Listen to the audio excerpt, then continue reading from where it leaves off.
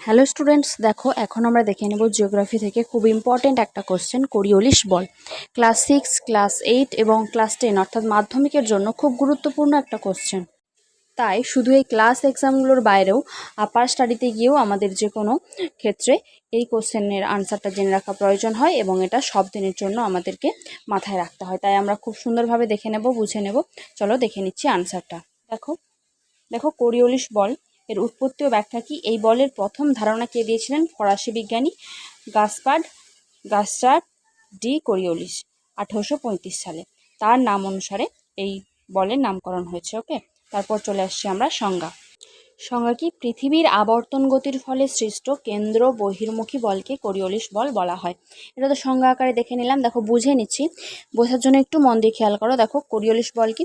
পৃথিবীর আবর্তন হচ্ছে মানে পৃথিবী ঘুরছে, তার ফলে একটা শক্তি সৃষ্টি হয়, যেই শক্তিটা সব কিছুকে পৃথিবী থেকে বাইরের দিকে ছিটকে দিতে সাহায্য করে বা ছিটকে দেওয়ার প্রবণতা দেখায়, তা সেই বলটাই হচ্ছে অ্যাকচুয়ালি কোরিওলিস বল। আচ্ছা, তোমাদেরকে যদি বোঝানোর জন্য বলা হয়, একটা সুতোর ডগায় একটা তোমরা ঢিল বাঁধলে বা একটা মার্বেল বাঁধলে, এইবার সেই সুতোটার অপর প্রান্ত ধরে তোমরা ঘোরাতে থাকো। ওকে, তাহলে কি হবে? ওই ঢিলটা বা মার্বেলটা যদি খুলে যায় কখনো সুতো থেকে, তাহলে কি হবে? কোথায় পড়বে? বাইরে ছিটকে বেরিয়ে যেতে চাইবে, তাই না? ওই যে মার্বেলটা বা ঢিলটা ঘোরার ফলে সবসময় খুলে যাওয়ার পর তোমার দিকে আসবে না, তোমার থেকে বাইরে যেতে চাইবে। ওই যে বাইরে যাওয়ার যে প্রবণতা, এই যে বলটা সৃষ্টি হচ্ছে, এটাকেই বলছে অ্যাকচুয়ালি কোরিওলিস বল। এটা কিভাবে সৃষ্টি হচ্ছে? তাহলে পৃথিবীর ঘূর্ণনের ফলে এইরকম যে বল সৃষ্টি হচ্ছে, যেই বলটা সব কিছুকে ছিটকে বাইরের দিকে পাঠাতে যায়, তাকেই বলা হচ্ছে কেন্দ্র বহির্মুখী বল বা কোরিওলিস বল।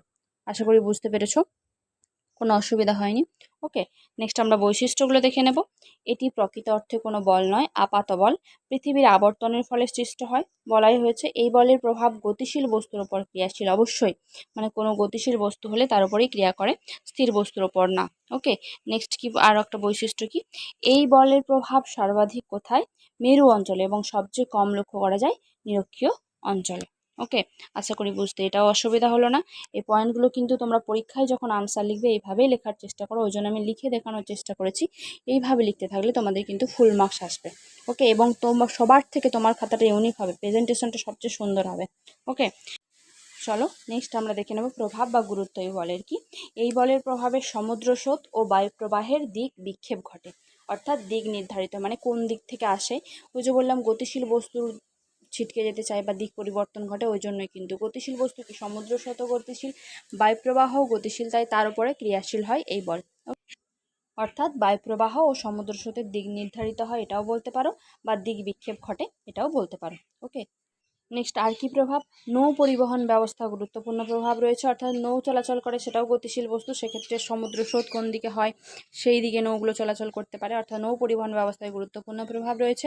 বিমান চলাচলে পথ পরিকল্পনায় সহায়ক, অবশ্যই, যেহেতু বায়ুর দিক বিক্ষেপ ঘটে এবং বায়ুর পথকে অনুসরণ করে বিমান চলাচল করতে পারে সেই মতোভাবে, তাই বিমান চলাচলের পথ পরিকল্পনায় সহায়ক। নেক্সট কি? আবহাওয়ার পূর্বাভাস তৈরিতে গুরুত্বপূর্ণ ভূমিকা রাখে এই কোরিওলিস বল। আশা করি বুঝতে কোনো অসুবিধা হলো না। এরকম আরও অনেক কোশ্চেন তোমাদেরকে দিয়ে দিতে থাকবো, তার জন্য সঙ্গে থাকো। এখন এই পর্যন্তই।